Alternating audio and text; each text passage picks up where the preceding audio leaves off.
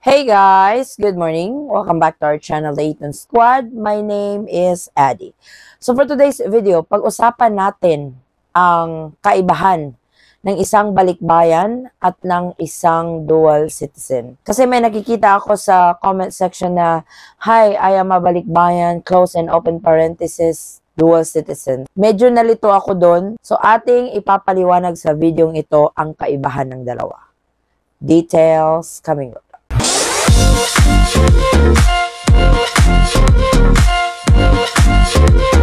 So, minsan, ang isang balikbayan at ang isang dual citizen ay nakakalito ang kategoryang ito.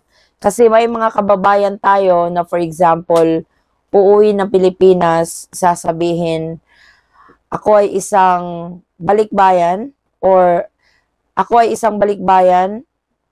dual citizen, uuwi ng Pilipinas sa buwan ng Disyembre, ano ba yung mga requirements ko? So, magkaiba po kasi ang balikbayan at saka ang dual citizen. Ang mga balikbayan or mga former Filipinos, ito po yung mga kabayan natin na pumunta sa ibang bansa at nag-naturalize, meaning nag-apply sila ng citizenship ng isang bansa. For example, ang USA. Kung ikaw ay isang Pinoy, galing ng Pilipinas, pumuntang USA, nag-naturalize doon, naging US citizen ka, ikaw ay former Filipino or balikbayan. You are under this category. Kaya tinatawag na former Filipino or balikbayan kasi hindi mo na ni-retain ang pagiging Filipino citizen mo. Kapag nag-apply ka kasi ng naturalization sa isang bansa, kapag ikaw ay naging isang citizen ng isang bansa, gine-give up mo na kasi yung pagiging Filipino citizen mo. Yung US naturalization, sa pag-apply ng US citizenship, andun yun. Meron yan sa form na naka-indicate na are you giving up your current citizenship.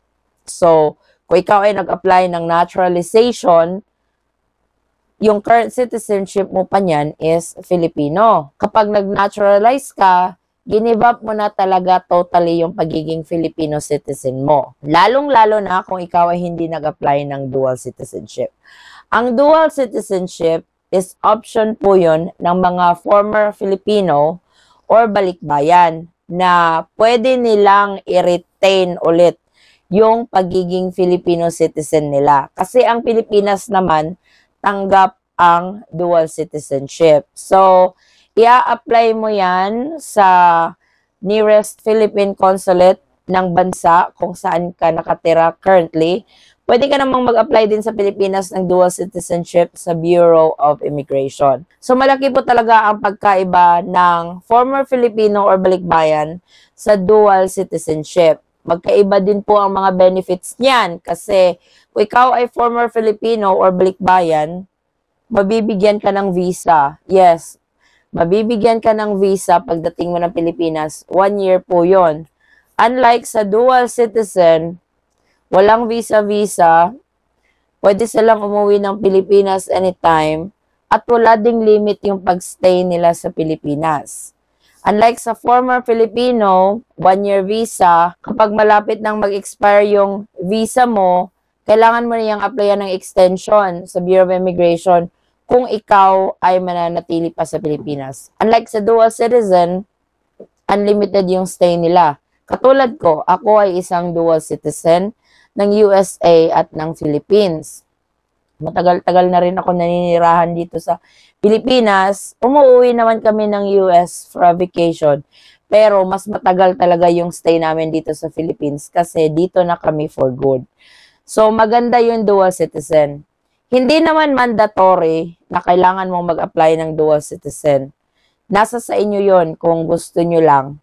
Option nyo yon. Kasi may mga ibang kabayan natin na may rason talaga kung bakit ayaw nilang mag-apply ng dual citizenship. Which is okay. Wala naman kasing sapilitan.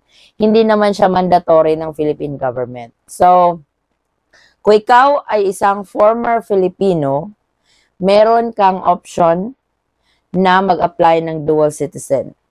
Lalong-lalo na kung ikaw or kayong magpamilya ay gusto nang umuwi ng Pilipinas at manirahan for good.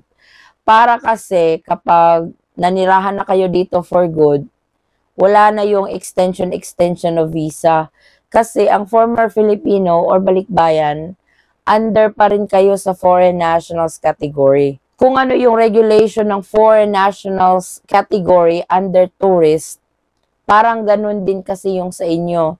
Kasi yung mga resident ng mga foreign nationals, iba din yung patakaran nila sa pagtira nila dito sa Pilipinas. So, kung bakasyon lang, okay lang naman na manatili kayo as former Filipino or balikbayan. Pero naman, kung kayo talaga ay uuwi na ng Pilipinas for good, mas maigi talagang mag-apply kayo ng dual citizenship. Kung ayaw nyo namang maging dual, may isa pang option yung mga former Filipino. Ito yung 13G or yung resident visa ng mga former Filipino. A-applyan pa rin yan sa Bureau of Immigration. It's a process. So, either way, wala siyang shortcut. Dadaan ka talaga sa process. May mga kababayan kasi tayo na gusto nang umuwi ng Pilipinas. So, medyo marami kasi akong nakitang comment na ganito na I am a former Filipino or balikbayan, tapos may slash dual citizen. Hindi po kasi ganun yung kategorya. Hindi ganun yung pag-categorize ng Philippine government. Kung former Filipino ka or balikbayan, meaning hindi ka na Pinoy.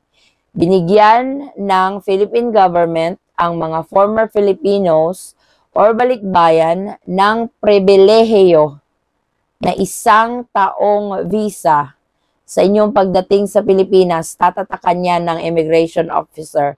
Privilege po yon. At alam naman natin, ang privilege can be taken away at any time. It's not a right. So, it can be taken at any given time. Lalong-lalo na kung hindi nyo sinusunod yung rules. So, ang Philippine government naman, nagmagandang loob na bigyan ang ating mga former Filipinos or balikbayan ng ganong visa sa pagdating ng Pilipinas.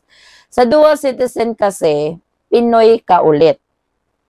Nawala yung pagiging Pinoy mo, in-applyan mo ulit para makuha mo ulit yon na maging Pinoy ka ulit. Ganon yung dual citizen. Dalawa yung pasaporte mo niyan. May mga dual citizens na hindi talaga nag-a-apply ng Philippine passport, which is okay. Okay naman yun kasi yung dual citizenship document, enough proof naman yun to prove that you are a dual citizen. So, sana naklaro natin ang kategoryang ito kasi parang ako yung narito or gusto ko talagang i-correct na hindi ito magkapareho na category. Ang former Filipinos or balikbayan ay magkaiba sa dual citizen. So, wala din yung automatic ha na, ay, Pinoy pa ako, sa Pilipinas ako ipinanganak, mayroon pa akong Philippine birth certificate.